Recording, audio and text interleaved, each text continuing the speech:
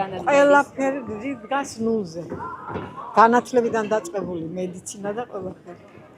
ძალიან ცუდი მდგომარეობა.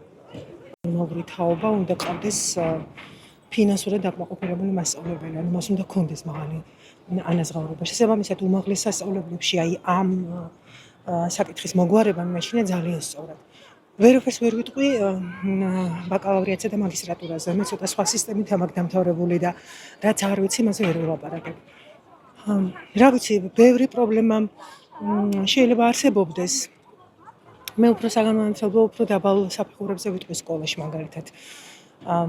თვითონ მასწავლებლების პრობლემაც მგონია, იმიტომ რომ ყველას მაგალითად ბავშვთან მე არ მივუშვებდი.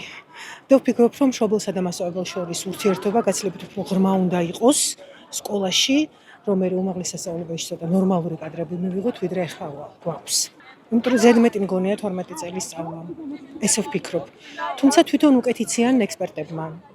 როგორი არის სასწავლო პროგრამა, როგორ შეიძლება შემცირდეს, რანაირად რა გაკეთდეს. ცოტა ვერ გავიგე ის რაც იყო ნათქვამი, რომ თითო უნივერსიტეტში თითო ფაკულტეტი, ანუ ერთი კონკრეტული ფაკულტეტი იქნება თქვა ერთგან და არ იქნება სხვაგან. აი ეს როგორ მოხდება, ეს არ ვიცი ნამდვილად. მაგაზე ცოტა დავფიქრდი, თორე დანარჩენი ყველაფერი პრინციპში გასაგები იყო. და ქუთაისთან დაკავშირებით იყო, რომ უნდა გახდეს. ძალიან გამიხარდა.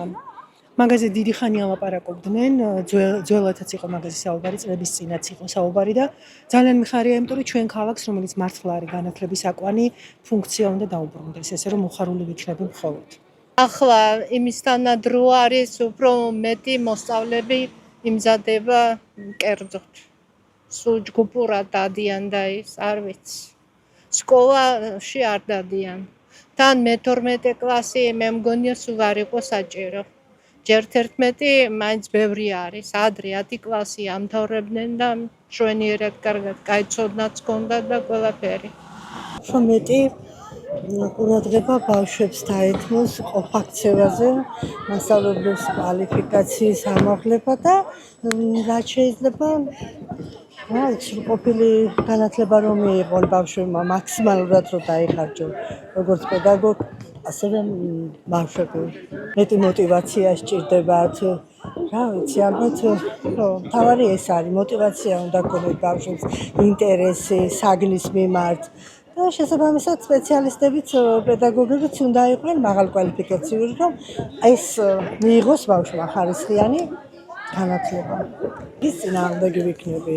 თუ ეგ ხელშემიშლის, რომ აი ევროპაში სწავლას ვერ გააგრძელებენ 11 კლასის განათლებით, მაშინ უნდა იყოს ისე 12 კლასის განათლება, რომ ის მივიღოთ რაც გვინდა, რისთვისაც არიან ეხლანდელი ბავშვები მოწოდებული, რაც შეიძლება მაღალ ხარისხიანი განათლება მიიღონ და ერთადერთი გზა ევროპაა. საუბარი იყო იმაზე, რომ ქუთაისი გახდება, თქვათ, საგანმანათლებლო კუთხით მეორე ქალაქში უნდა მეორე ქალაქად უნდა იქცეს საქართველოში. ამას უნდა მაგ ეხა მისასალმებელი იქნება, რა თქმა უნდა. ყველანაირი გაგებით, ანუ ეკონომიურად სტუდენტებისთვის ხელმისაწვდომი, თუ გინდ ბინა, თუ გინდ სწავლება ხო არიან ახლა ბევრსა დედაქალაქში არ მიუწვდება ხელი ყველაფერზე და ალბათ გაუიოლებს უფრო დასავლეთ საქართველოში მცხოვრებ ბავშვებს შეძლოთ განათლების მიღება. მე აზრით არა არის სწორი 12 კლასის გაუქმება, იმიტომ რომ ევროპული განათლების გამოიყო მაგი შემოღებული და არ მომწონს ერთი სიტყვით, არც ის არ მომწონს ბაკალავრიატის 3 წლიანი რო გახდა და 1 წლიანი მაგისტრატურა. იმიტომ რომ არ არის, არ აკმაყოფილებს განათლების დონე მოთხოვნებს, ჩემი აზრით. თქვენ მაინც რაში ხედავთ მთავარ გამოწვევას? თქვენ რა გესახმებით? მთავარ გამოწვევას ვხედავ იმაში, რომ უნდა გაუმჯობესდეს სკოლებში სწავლება, არ უნდა იყოს რეპეტიტორები საჭირო. მშობლები არ უნდა იყვნენ ვალდებული ბავშვები ატარონ მასწავლებლებთან და დონე უნდა იყოს მაღალი სკოლებში, მეტი არაფერი. და ამის მიღწევა როგორ არის შესაძლებელი თქვენ? როგორ არის? თვითონ განათლების სამინისტრომ უნდა შეიმუშავოს ისეთი ტექნოლოგია, რა ვიცი, რომ მასწავლებლები სათანადოდ ასწავლიან ბავშვებს.